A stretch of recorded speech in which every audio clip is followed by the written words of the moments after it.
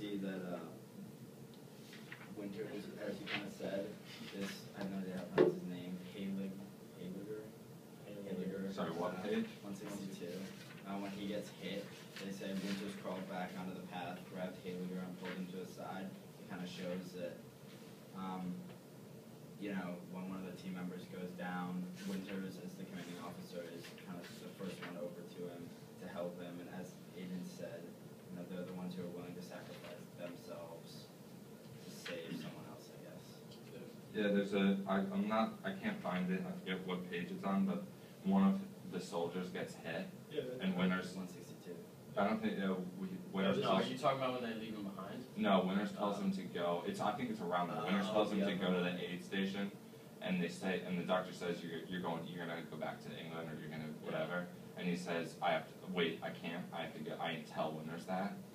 And I think that's interesting. He's like, he was. I think the injury was that he had like a piece of shrapnel going out or into and out his leg.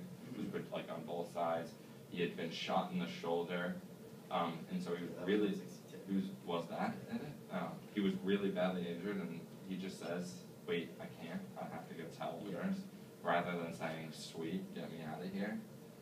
And they continue to say when someone gets hit, that person instantly becomes happier, and everyone around gets happier because they know that that person gets to go. Is that person either gets to go back to England, back to the U.S., or back to the aid station, and all are better than being on the front line. And yet those people still, even with that happiness and being able to say, like, oh, I'm out of the line of fire, they still kind of are like, I can't, wait, my duty first goes to my comrades, rather than to myself. Yeah, they don't want to be back at the aid station feeling like all my brothers are on the front line, risking their lives, and I'm sitting in the hospital bed. I think it's just they feel guilty that they have such a strong bond with all these people that they don't want to be the one getting the easy way out. I think they feel a sense of guilt for that. Yeah, I was just gonna say we should to move on to like chapter 10. Chapter 10 is when they go back to or after they're battling on the island in trench warfare, which is actually that's a good point. Is that they were trained. It says that they were trained to kind of fight in a running gun kind of way. There's like to go in on foot quickly and such, and then they kind of got caught up and forced to fight in World War I type of tactics, which is trench warfare. And it's kind of they were forced to sit in a trench as artillery just pounded away at them continuously, and that's really like that's one part of the reason that you see so many deaths in World War II and World War I.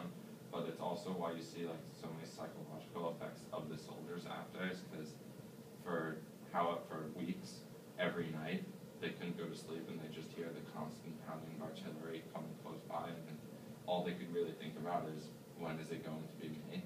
And the author keeps saying like he quoted someone as saying the mentality of a soldier goes from it won't be me, it can't be me, to sorry, let me just find the exact quote. I have the part that says it can't happen to me, then it can happen to me unless I'm more careful.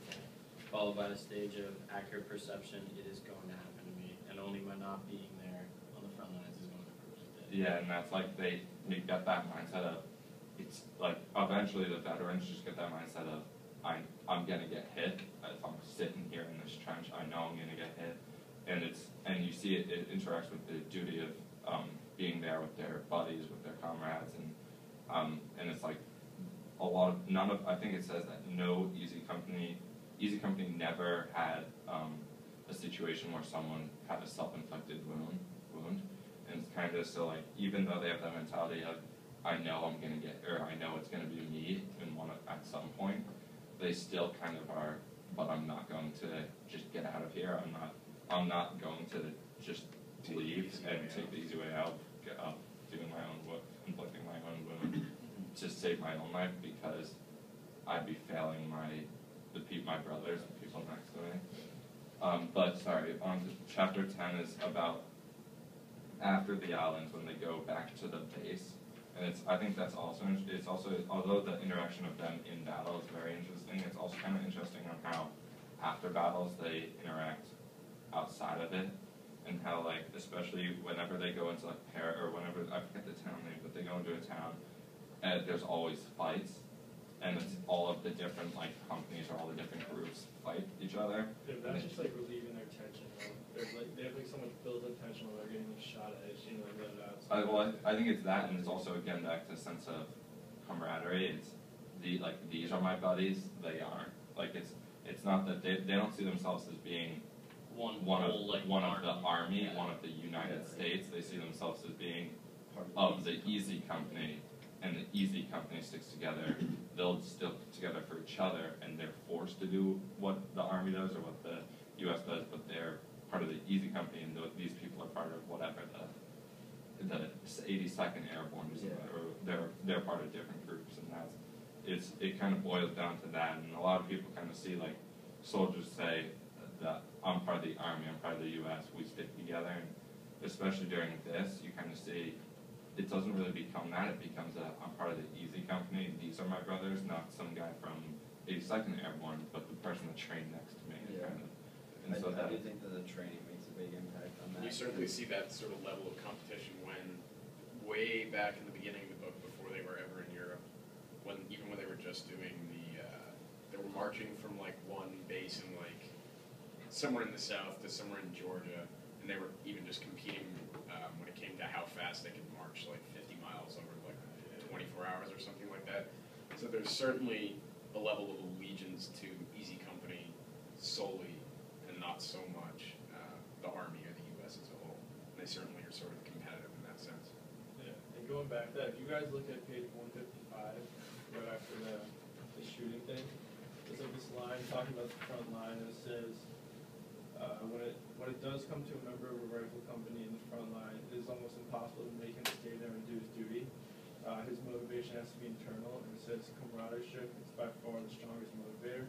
So that just like ties into all this, saying that like it really like you have to like rely on your buddies to like motivate you and like stay on the front line even though you're getting shot at and like taking artillery fire and getting grenades thrown at you. It's all about the people around you too. Yeah, I'm not sure if it's right there, but you see it's talked about at some point. I thought it was just an interesting fact about the soldiers in the German army, such as like the Polish soldiers that are forced to fight. And so I've always thought that to be interesting in how the German army would get the soldiers from countries that they conquered to fight in their army and fight against the people that would essentially liberate their countries. Especially, and it shows it just talks about how it is, and it's essentially they say that they captured a Polish soldier, and they asked him like what kind of forced you to go through all of that artillery and still be there, and he said like your artillery was extremely caused a lot of fear, but the German officer standing behind me with the pistol caused even more. Yeah. And they say that a lot in the German army, a lot of times it was that someone would literally be standing right behind those soldiers with a pistol, just saying, yeah, you can either try your luck with them and try your luck fighting them in these front lines, or you can try your luck with my pistols right here, which isn't luck at all. So it's either you get certain death or you get nearly certain death, and I think that's just you kind of see they just said, oh, which one's more like am I more likely to survive? And survival is with the fighting on the front lines rather than just getting I shot. feel like that's that dude recently who what was it recently, who jumps up out with a grenade with his helmet and blew himself to shreds with his teammate. Well, you see that You never see that actually it was actually also in the movie whatever Acts of Valor.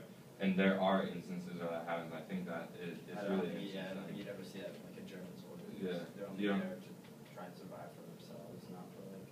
Or at least these Polish soldiers, is that they're there to survive. Yeah. They're being forced there, and so the only instinct to them is my survival. When to these American soldiers, the only instinct is our survival, our body's survival. And even then for like a lot of the German soldiers, they weren't all necessarily with the Nazi ideals. So for a lot of them, it's just kind of a job, or they were just kind of doing what their country asked them to do. So they didn't necessarily have as much of a stake in it as the Allies were. Because I mean, a lot of the American soldiers were joining up, because they had the idea that they would be conquered, and so they were trying to defend themselves from that. Where a lot of the German soldiers were just kind of doing what they didn't really have as much of their heart in it as a lot of the allies. And I think ultimately that probably played a pretty large part in why we ended up winning. Yeah. Agreed. Alright, it's 20 minutes. Welcome. Might just leave it running and we'll just put it on one. Yeah. Wanna do Just leave that? it running. Because then we have to But we have to. Well, we can just talk we have to about, keep yeah. our- Just turn pause it, yeah. Yeah, well, it's